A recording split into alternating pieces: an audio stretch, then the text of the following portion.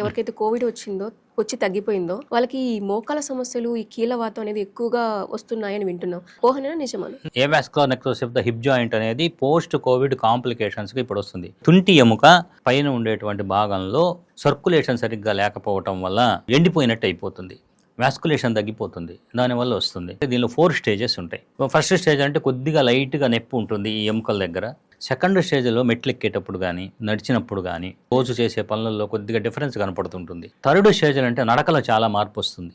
మెట్లు ఎక్కలేకపోవడం, మెట్లు ఎక్కినప్పుడు సివియర్ పెయిన్ రావడం, ఎక్కడ పెయిన్ వస్తుంది? ఈ తుంటి ఎముక దగ్గర పెయిన్ వస్తుంది.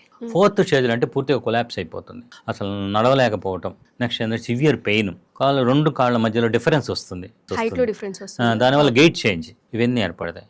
మన దగ్గర ఏంటంటే థర్డ్ స్టేజ్ లోపలగానే వచ్చినట్లయితే ఆయుర్వేదిక్ ద్వారా మనం కేరళ ప్రత్యేక చికిత్సలు మొదలైన వాటి ద్వారా మనం ఫర్దర్గా ఇది డెవలప్ కాకుండా చేసుకోవచ్చు, మనం మేనేజ్ చేసుకోవచ్చు చక్కగా.